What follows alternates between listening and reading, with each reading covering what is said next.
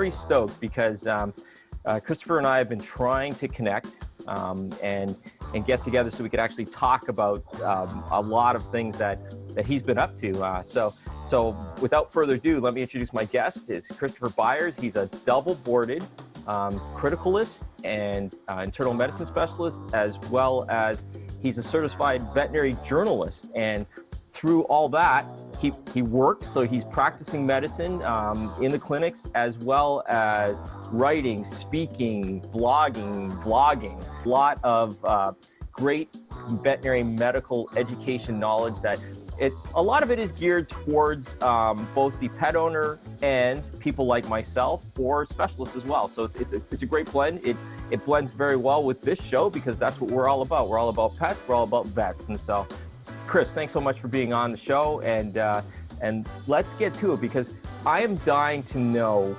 why you went double boarded. Oh man, that journey is long. So.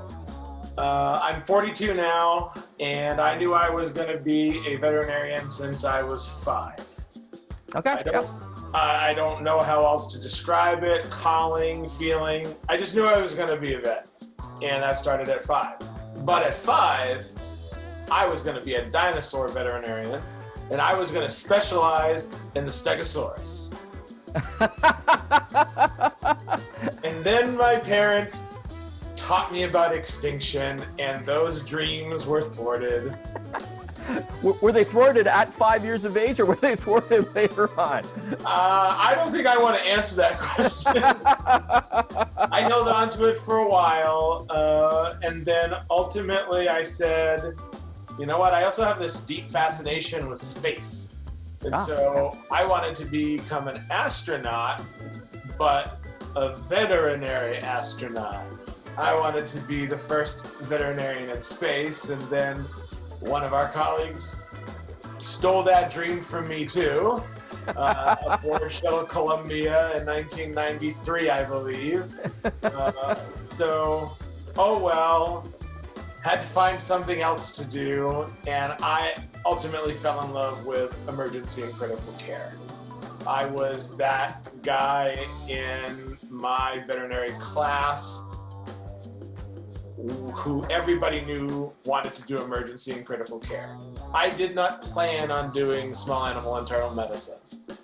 I liked it, but I never planned on doing it until a medicine rotation where one of the faculty, who I obviously admired a lot, said, okay, Byers, we know you're the critical care guy, but I just wanted to let you know you're pretty good at internal medicine, and you should consider doing a residency.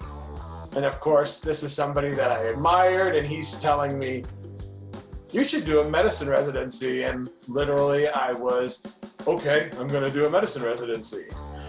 And so there were only a couple of programs in existence at that time, way back when, where you could do both of the residencies concurrently. So I had 6 years crammed into a 4-year program. 3 of those 4 years were associated with some type of board exam, and I survived. How much sleep did you get? Not a lot. But I'm glad I chose them. If I'm being completely honest, I don't know if I still would have chosen internal medicine, because I have fallen so much in love with critical anesthesia that an anesthesia residency at some point sounded fantastic. And in terms of topics in critical care and medicine, I fell in love with hematology and immunology. So I thought about doing a PhD in those fields. And so would I go back and just do critical care and a PhD? Would I do critical care and anesthesia?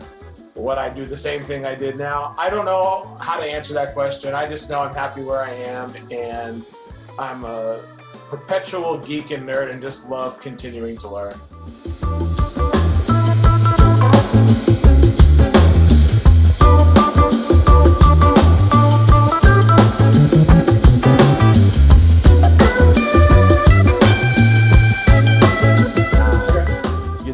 other double-boarded person. Oh wait, I know 3 double-boarded people.